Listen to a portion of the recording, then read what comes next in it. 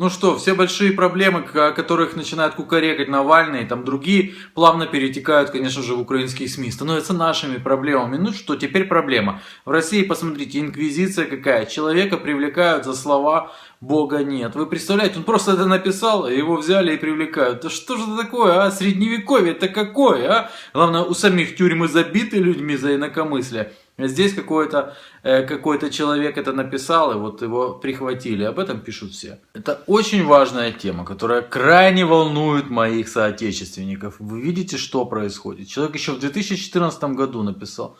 Видите, мужчину судят. Вот и мужчинка наш, он типуси какой.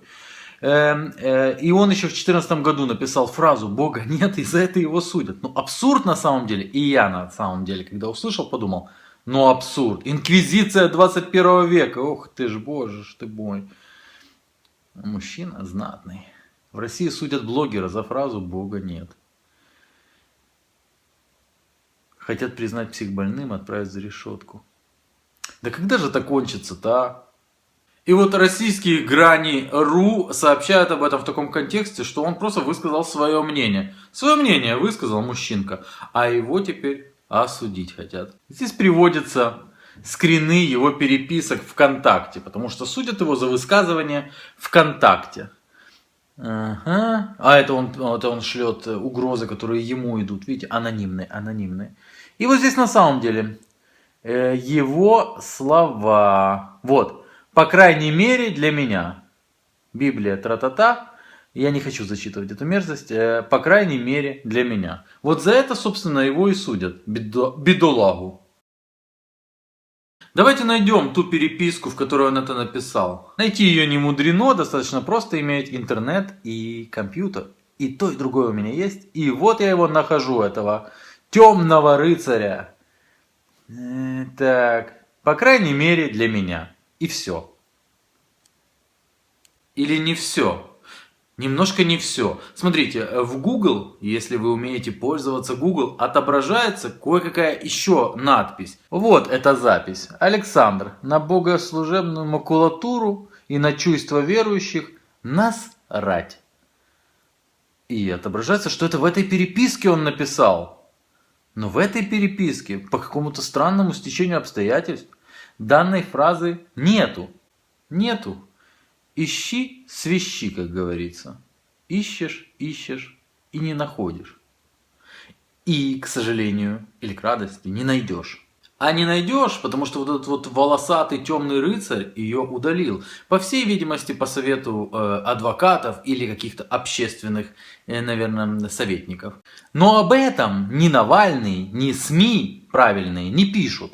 Я не буду озвучивать, что он здесь пишет. Вы можете прочесть самостоятельно. Это еще одна переписка, за которую была подача в суд. Я здесь усматриваю еще и серьезнейший антисемитизм. А как-то стыдно Навальному, наверное, об этом говорить.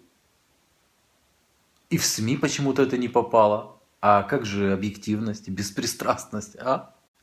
Сейчас я вам расскажу, что такое объективность и беспристрастность. Вот этот вот юноша бледный был осужден в Штатах на 2 года. Несмотря на то, что ему 14 лет за богохульные действия. А вот этот вот, это не его фотография, это просто какого-то мужика.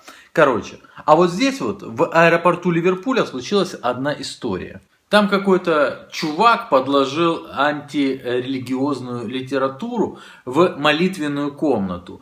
Думали присяжные недолго, около 8 минут, и приняли единогласное решение. Виновен. Это обычная практика во всем мире. Ну а за высказывание такого рода, как он вон там во второй переписке писал, его можно закрыть надолго. И это нормально, это хорошо, и это абсолютно правильно. Если бы так же действовали законы, как, я не имею в виду Россию, как вот в Штатах, в Британии, в Украине, то ненависти поменьше было бы, и градус ненависти был бы поменьше. А теперь по поводу того, что он высказал, вот этот вот человек, этот богохульник. Внимательно посмотрите на это волосатое нечто, а теперь посмотрите на меня. Он богохульник, я человек верующий. Выбор делайте самостоятельно.